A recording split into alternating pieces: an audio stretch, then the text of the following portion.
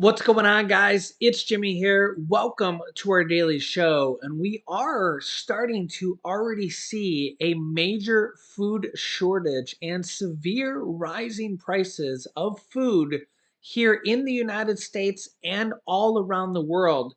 And as food prices are already at all-time highs, they may get worse going forward.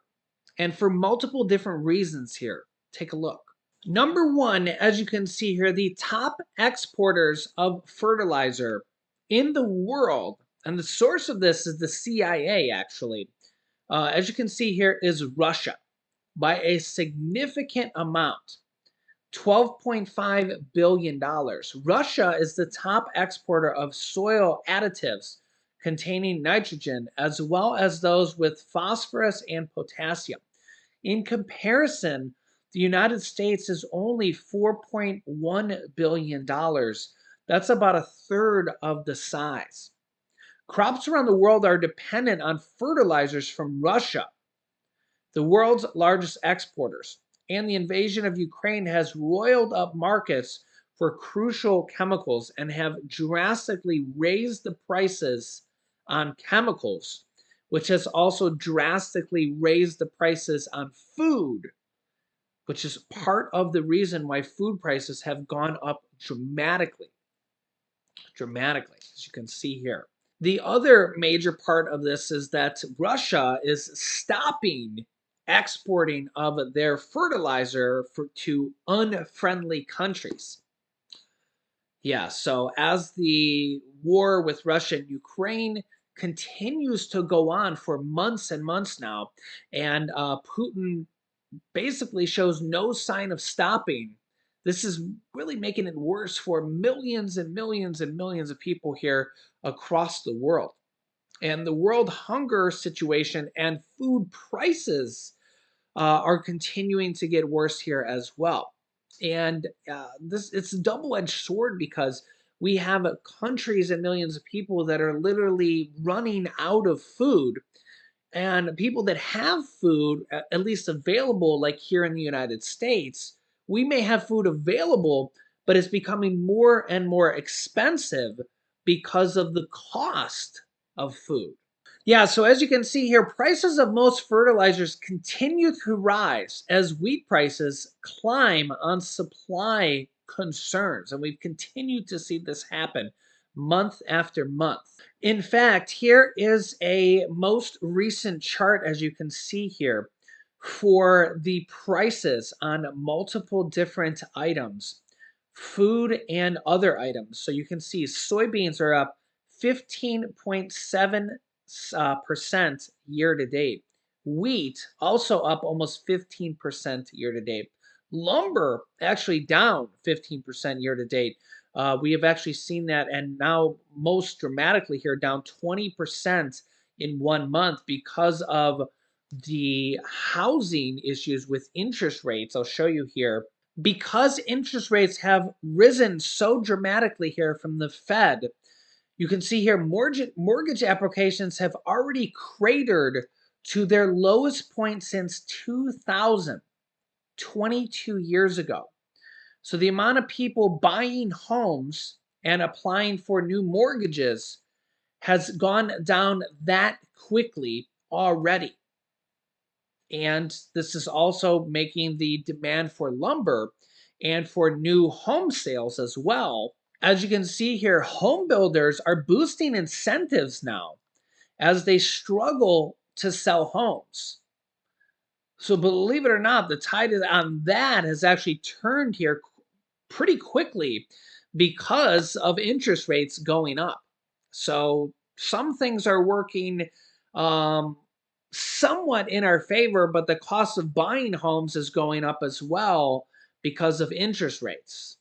Sales of newly built homes fell more than 8% in June from the prior month and were 17% lower than June of 2021, according to a report Tuesday from the US Census. Inventory also rose to a 9.3 month supply, up from 5.6 months at the end of last year. So maybe the days of multiple bids over asking price and people bidding $50,000 or $100,000 over the asking price of a home, maybe those days will be gone for the time being. So inflation coming down maybe there, but with regards to food, we're not seeing it so much there as you can see here.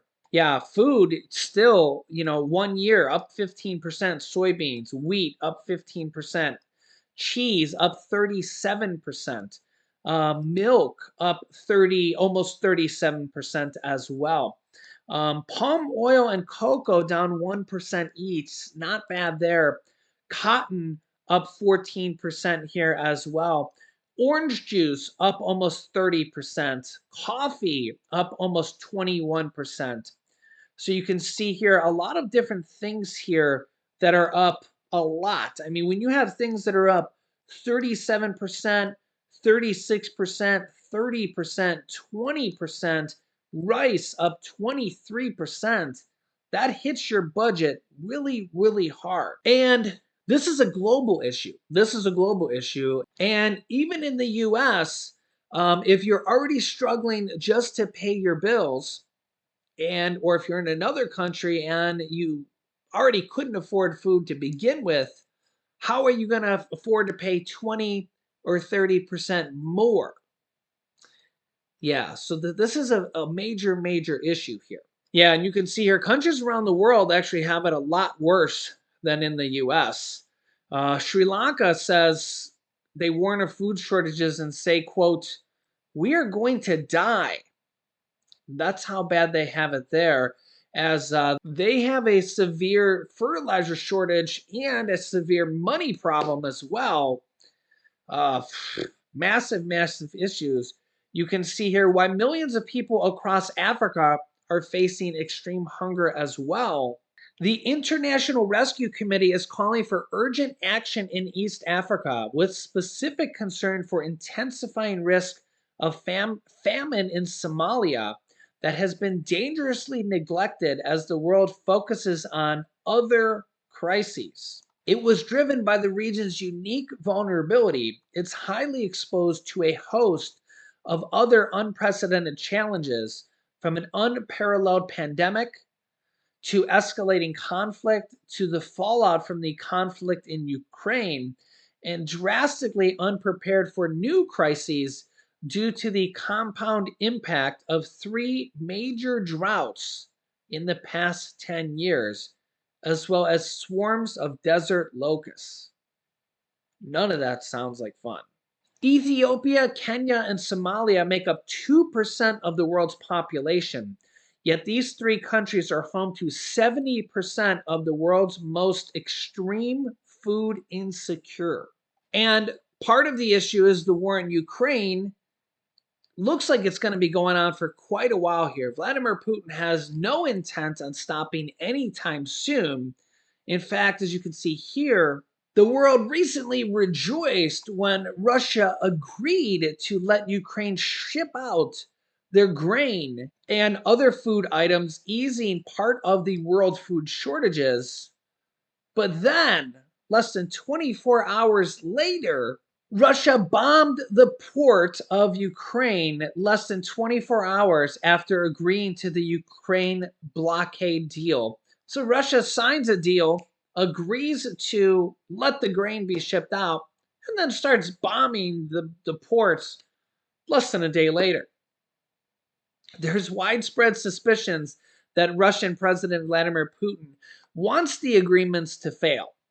He's doing everything he can to disrupt the deals, said one member of parliament. As you can see here, Russia and Ukraine combined are the second highest top grain exporters in the world, with 87 million tons of grain exports in the world. So the problem is when you take this out of the equation, and really the third here is other, and a lot of other countries are literally stopping their grain exports because there's a lot of countries that don't want to export their grain because they're worried about running out. You take Ukraine out of the equation because they can't get any of their grain out. You take Russia out of the equation because they're not sending much, if any, of their grain out to unfriendly countries. You take them out of the equation. You take a lot of these other countries out of the equation because they're not sending it out. And what do you have left? You have a severe food shortage. Yeah, you can see here Russia and Ukraine together account for nearly a third of the global wheat supply. Ukraine is also a major exporter of corn, barley, sunflower oil, and rapeseed oil. And this also makes the price of all these items and any food items made with these items, which is hundreds or thousands of food items, go up. The price of all these items go up, even here in the US. So this is why we're seeing food items all across the globe and in the US just dramatically rise in prices. This is why here, even in the US, you're seeing food prices go up 20, 30%. And you're seeing the price of gas here. Gas has come down here recently, but food has not really come down here because the war hasn't stopped. So grain and all these different items are not getting out, and this is part of a much larger issue. And the longer that goes on, the longer all these issues are going to happen.